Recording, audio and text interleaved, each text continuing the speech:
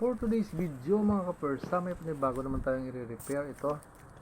Yan, ang problem nito kapersa, kay naga-loading tapos black screen lang ang problem niya. Yan, i-try natin kapersa. Sabi ng may-ari, ganito lang daw siya kapersa. Tapos loading lang ng loading. Yan, at saka black lang siya. Shutdown natin kapersa. Okay. Ito kapersa, sira itong taas niya, so gamitan natin ng keyboard. Okay, external, sira na. Okay, gamitan natin. Okay, plaster natin ang camera. Ayan, so ito ating gamitin kapersa pang reformat USB. Dito lagay natin doon. Okay, so i-power on natin kapersa. Yan, F2 para maglabas ang kanyang BIOS setting. Ayan kapersa, makikita natin lumabas ang kanyang BIOS setting. Yan, pinutin natin ang arrow sa right. Yan,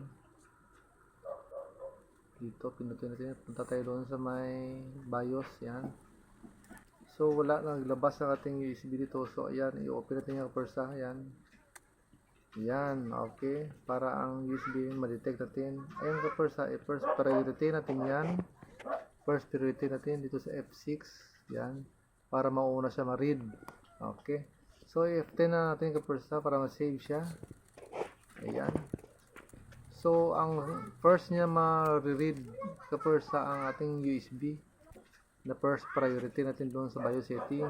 Ayan, press enter lang natin kapersa. Yan, press enter para mag-run ang kanyang program. Ayan na kapersa, nare-read na ang ating USB. So click natin itong Windows kapersa. Yan, i-click natin yan kapersa. Okay, medyo maglo-loading sa fast forward lang natin ng konti. Ayan, okay, ito na kapersa, lumabas na siya. I-next natin. Yan, siyempre wala tayong key, dito tayo click. Ito ang favorite kong ginagamit ko sa baba. Yan, next lang natin. So check dito, next ulit. Dito ko sa custom tayo kapersa, para ito lahat, deletein natin yan lahat kapersa. Mga problemado ang kanyang mga program din kapersa. Yan, deletein natin yan. Ito pa, delete. Yan, i-delete natin yan kapersa. Pag hindi mo siya ma-delete kapersa, mga hard disk, mga backup na, ibig sabihin may problem ang ating hard disk. Ito kapersa, ang kanyang equivalent ay 500 gig. So i-divide natin sa 3, yun ang kalabasan niya, 100 plus ang kanya. So ito kapersa, sa baba, ito ang equivalent ng hard disk. Yan, i-divide natin yan sa 3. So ito ang equals niya kapersa, dito natin ilagay yan. Para sa ating OS yan kapersa, dyan natin ilagay. Para ang matira, ito na lang kapersa. Oh. Okay, ito, apply natin. Ayan kapersa. So ang sa drive din natin kapersa, mas malaki pa. Oh. Yan. Okay, next natin kapersa doon. Yan, nag-start na ating reformat kapersa. Yan, matatapos na yan sa kapersa.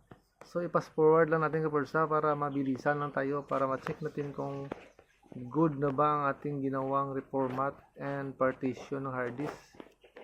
Ayan, konting pass forward pa para malalaman natin kung success ba ang ating ginawa pag-repair. Okay, ayan na, konti pa mga programs niya install pa. Yan, kanyang program. Okay, yan, kunti pa kapersa.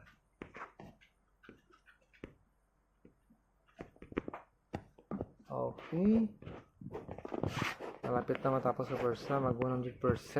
Ayan, okay, yan, finishing na siya kapersa.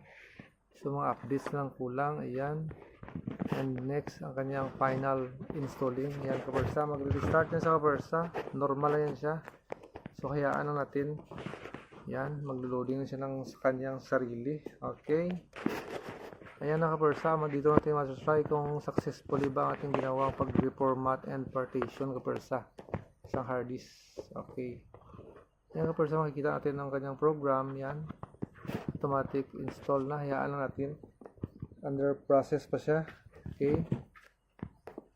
Ayan na, getting ready na siya kapersa. Tingnan natin kung successful ba siya.